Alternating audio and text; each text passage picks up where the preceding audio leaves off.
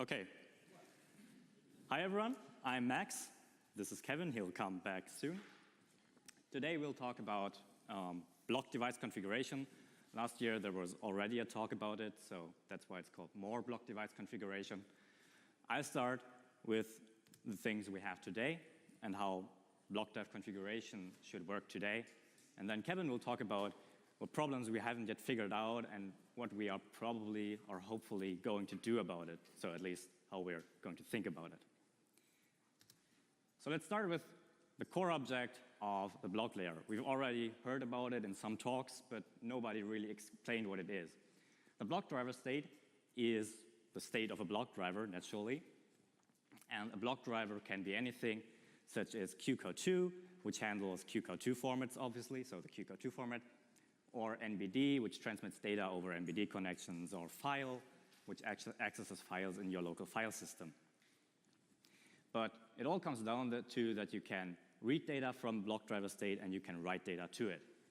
And the block driver then has to handle that. You can also send flushes, send sinks, write zeros, and so on. But the most important thing is you can read from it and you can write to it. Then the block driver has to do something with that data as well. When you're writing to it, the data has to go somewhere. When you're reading from it, the data has to come from somewhere. Therefore, we can distinguish between two block driver types or block driver state types. First, there are the protocol block drivers, which read data or access data outside of QEMU. For instance, the file block driver accesses files in your local file system. That's not QEMU. And format block drivers access other block driver states.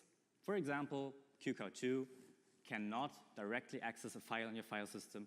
It needs a file block driver state to do that for it. Thus, in the end, you always get some constructions such as this, where at the bottom you have a protocol BDS which accesses data outside of QEMU. Then it passes the data on to a format BDS which interprets that data.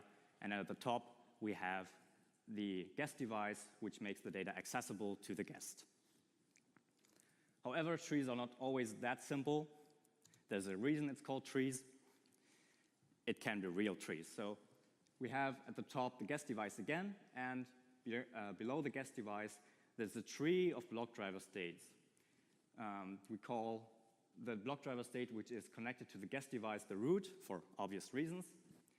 And we split between the connection of that BDS and the guest device in two parts. There's the front end at the top, which is the guest device, and the back end, which is the whole tree.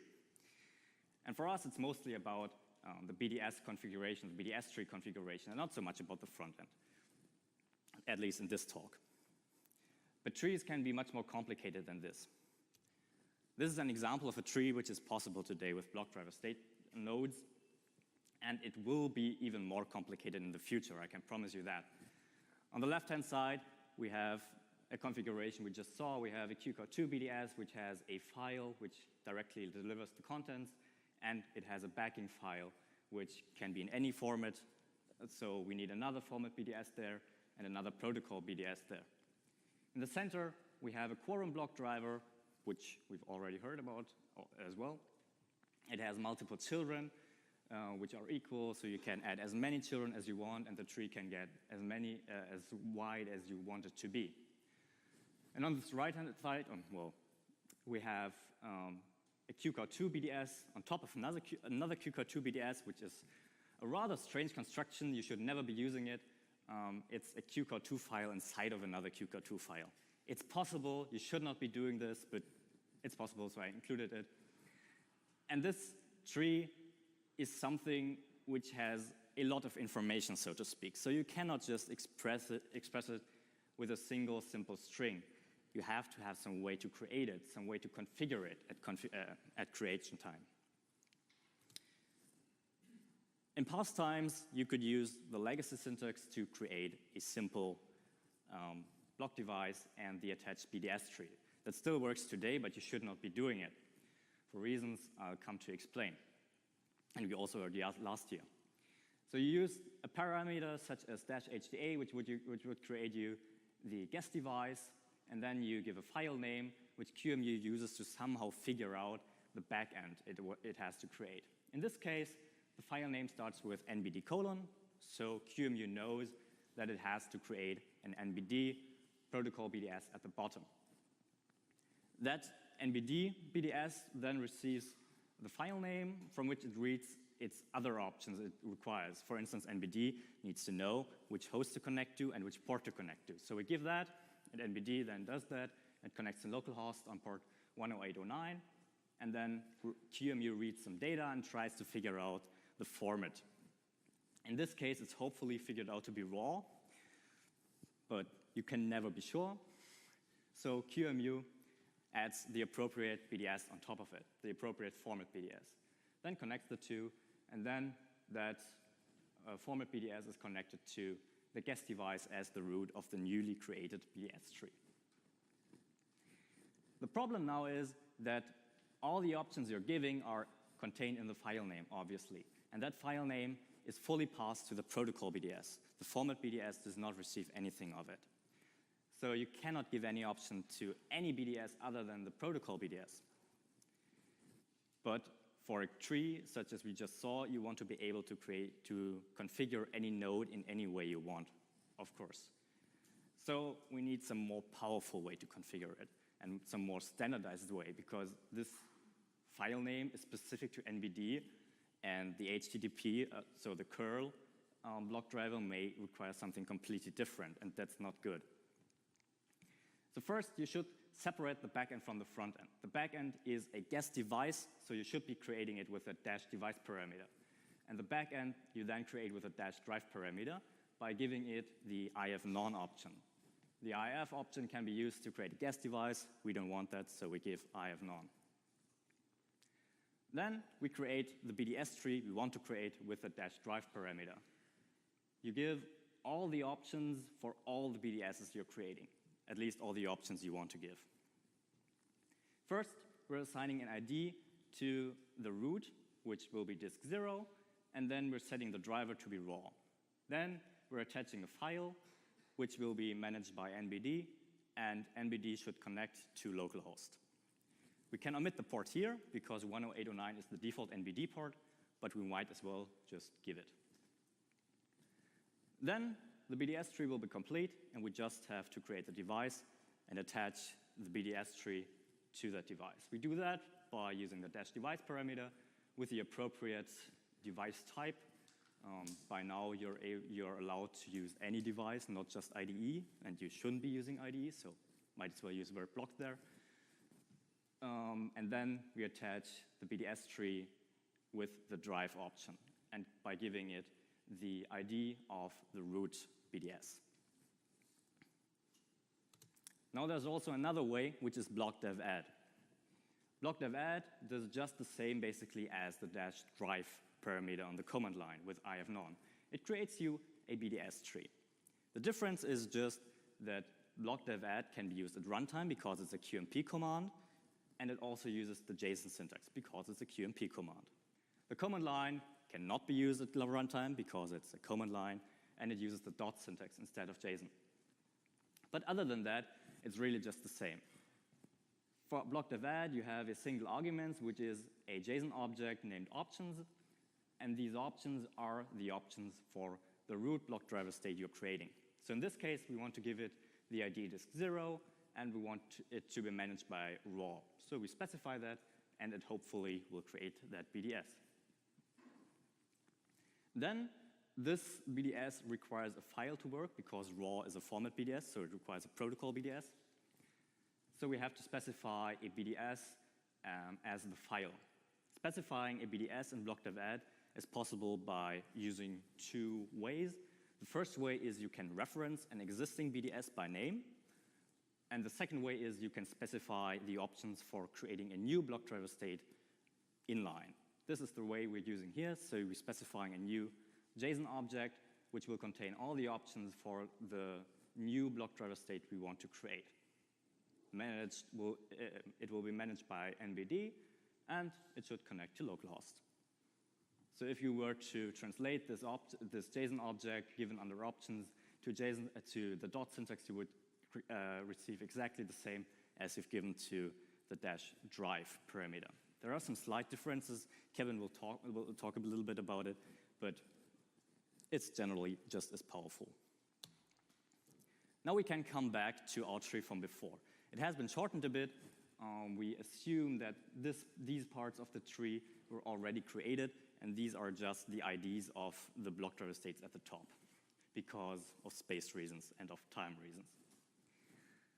So first we create the raw BDS as the root block driver state, just the same as before, give it an ID, tell the driver to be used.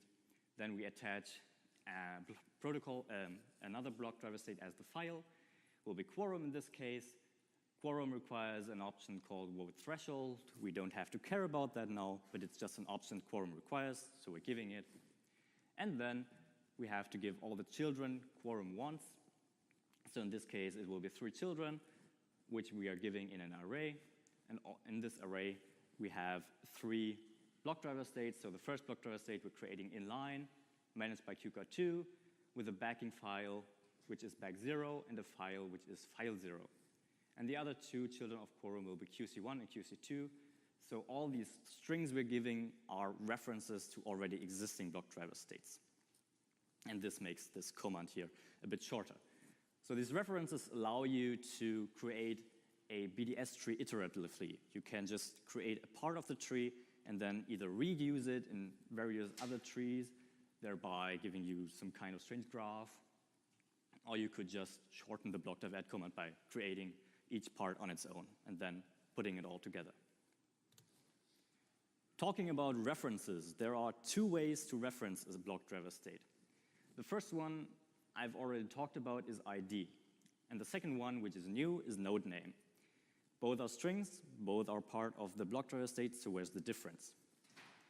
Currently, a block driver state is directly connected to its guest device, or the other way around, a guest device has exactly one block driver state which is directly attached to it. This will change in the future. There will be some block backend object between the 2, but that's how it is now. And the way they are connected, we've already seen, is through the BDS ID. You're assigning an ID to the root BDS, and then you're specifying that ID when you want to attach a BDS tree to a guest device. Also, blockdev-add and the command line require you to give exactly one ID for exactly one block driver state, and that is the root BDS of the tree you're creating. Therefore, we can infer that giving an ID to a block driver state means that you want it to be guest accessible, or at least somehow accessible from the guest perspective. You should not give an ID, or you may not even give an ID to any BDS somewhere inside the tree.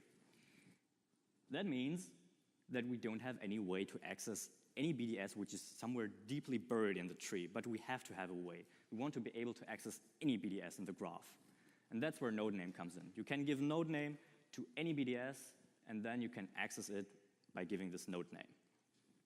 This also makes for some semantic difference, where node name means exactly that BDS, and ID not only stands for that BDS, but also somehow for the whole tree behind it, which you're accessing through the guest perspective. And also, just a note, we have a common namespace for ID and node name, so there may be no clashes that might lead to confusion.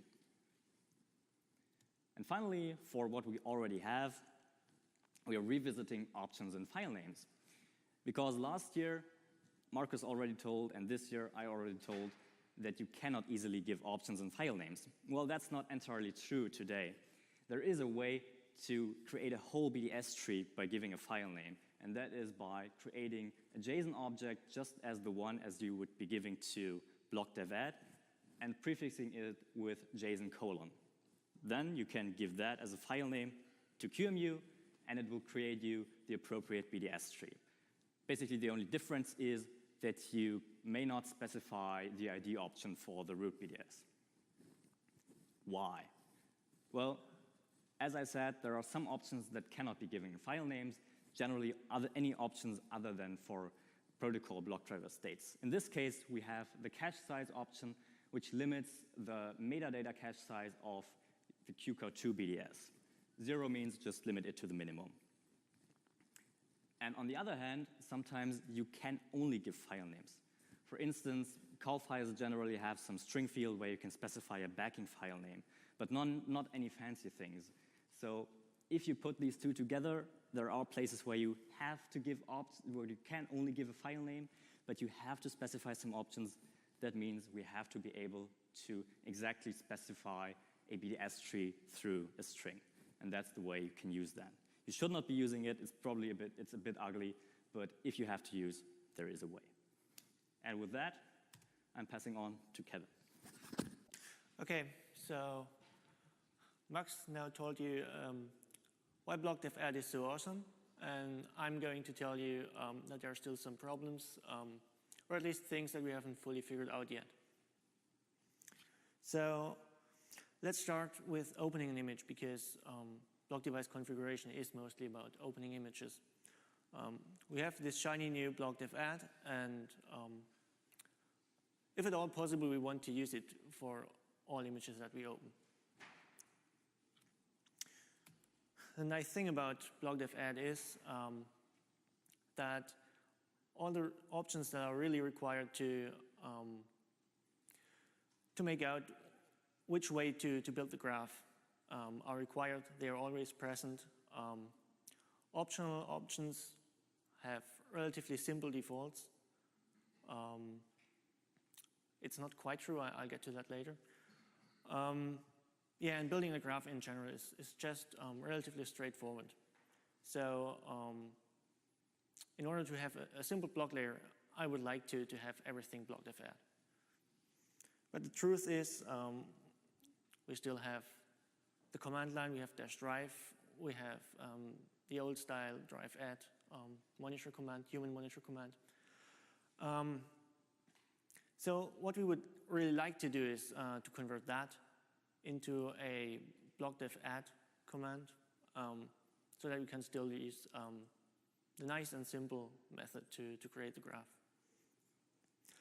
But -drive makes things a bit more complicated than blockdev-add, because things that are required for blockdev-add are actually optional in -drive, and figuring them out is at times not quite easy. For example, not even the block driver name is required in -drive, because we have things like probing of the image format. We may even create new block driver states automatically that the user hasn't even requested, which is even the usual case if you say like -hda myimage.qcow2, because you didn't specify that you want a file protocol beneath. So QEMU is figuring that out. If you have a protocol driver that needs a block driver that needs a protocol beneath it, QEMU creates it automatically. So the code that we have to implement -drive is relatively complex, because it figures out all of these defaults, and it's a lot of magic that isn't really clearly defined at the moment. And well, one of our problems is if we want to map this all to blockdev-add, that's all fine and well, but we need to stay compatible at all prices. So. Okay, so I'll just pick one option that is somewhat interesting, which I know because I thought it was trivial to convert, and I tried it, and no, it was not trivial, which is the cache modes. So if you have a single block driver state, a single node in the graph, it's actually easy how to determine the cache mode that is used for it. Either the user has explicitly specified what cache mode he wants to use, then that's the cache mode he gets. Or if not, the default cache mode is cache equals writeback. So far, so easy. But if we have a second node, like a QEMU node never comes alone. It always has a protocol below. So now you can either specify the cache mode explicitly again, then that's what you get. Or if it's not specified, then you actually inherit the cache mode from the QEMU node. So if I say I want to open my disk.qcal2 with a cache mode of cache equals write back, maybe not write back because that's the default, cache equals write through then the file node that is created below gets the same write through cache mode. But we can make it even more interesting by adding a backing file. And now, in addition to the options that I already gave, we could also have a JSON backing file path like Max explained. So there's another source where the cache mode could be coming from.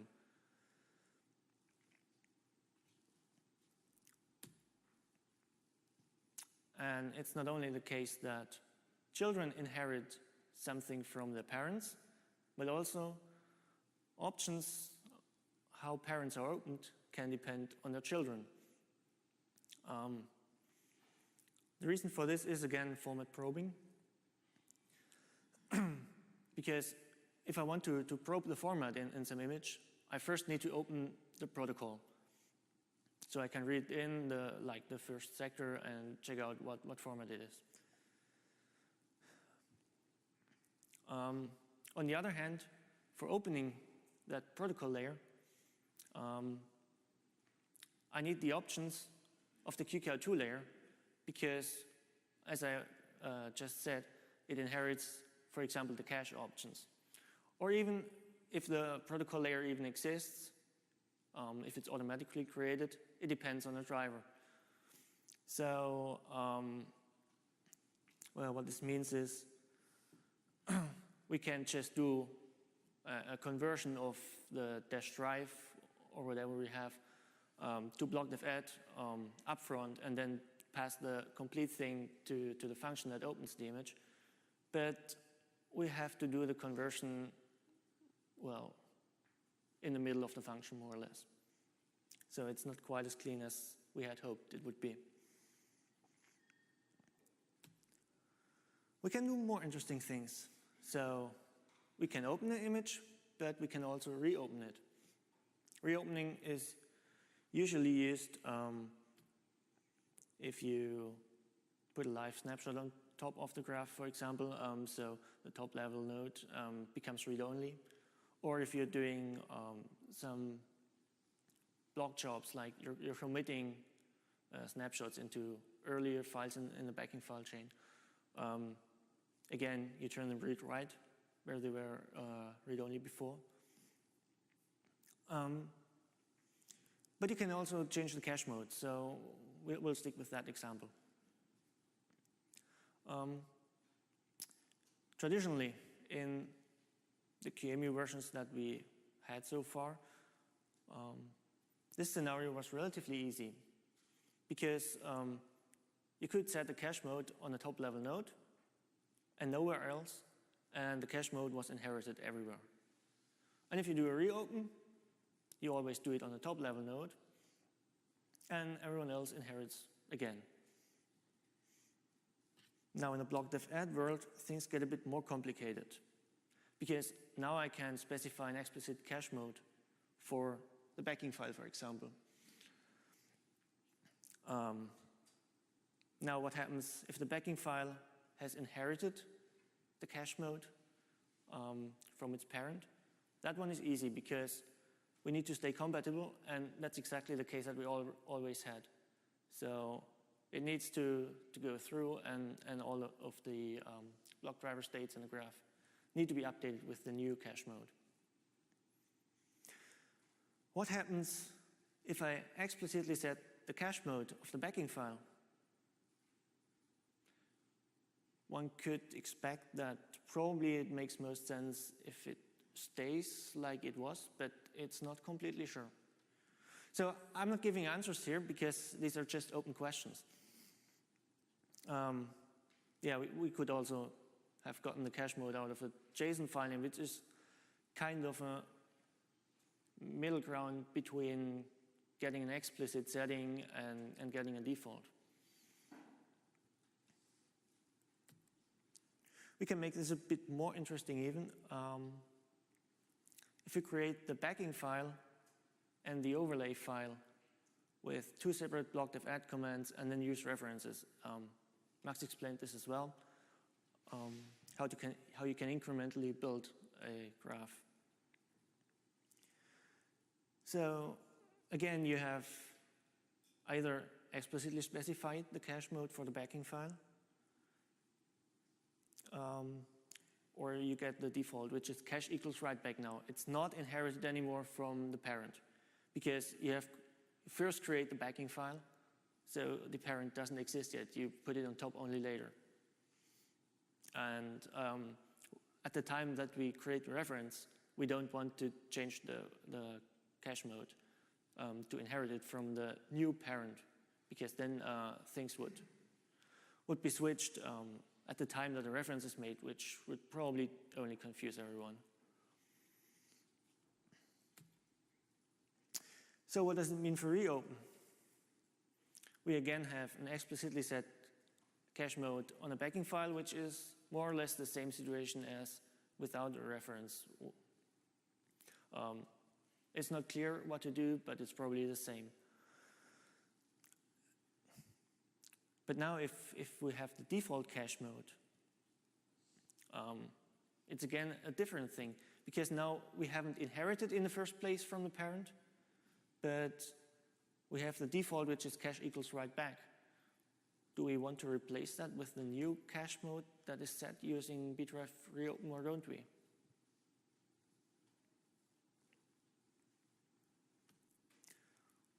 Okay, this is something entirely different. Dynamic reconfiguration basically means adding or removing nodes at runtime. For example, you could take a snapshot, so you put a new node on top. You could add some filters somewhere in the tree, like IO throttling. And you can see it here in my graph. That's a relatively easy operation. You just put a new node in somewhere, like here between video block and QEMU. Except if you have a node that has multiple parents. So just saying above QEMU doesn't quite cut it. It could be any of the 3. So you need to specify where exactly in the graph you want to place the new node. One solution that we have been thinking about is to specify a set of arrows to replace in the graph, which seems to work so far, except that it only works with filters or new nodes to be inserted that have a single child. Otherwise, you don't know where to hook up which. A fully general solution that supports multiple children in inserted nodes looks pretty complex. So. Is it necessary? We don't know yet. Okay, if you want to specify the exact place where to insert something new, you need to address the arrows somewhere. So a node can be addressed by its node name. So this one is easy. The arrows or edges can be addressed by the node name of one node and the role, like you have seen in the graph that we had in the examples. We always have something like backing or file as the role of a reference. A possible complication is when the user didn't explicitly create the new node, but QEMU creates it internally, for example, to implement something like the QMP throttling command, or as part of a block job, like block backup internally uses basically what is a filter, so it should eventually be implemented as such. So this makes non-explicit changes to the graph, and the management tool or the user doesn't really know about them because he didn't ask for them. So that's something to think through as well. Right, and another thing with reconfiguration is that block jobs, long-running jobs in the background, may be affected by such changes if I add a new node or remove an existing one while the job is running. So what we want is to disable conflicting commands while the job is running. So you can't add this additional node, or you can't delete a node while the job is running. On the other hand, we don't want to restrict it too much. This is basically what we're doing currently. We basically forbid everything so that things stay safe, but we forbid more than is necessary. And Jeff Cody will giving a whole talk about this, I think after the next break. Yeah, so that's it. Any questions?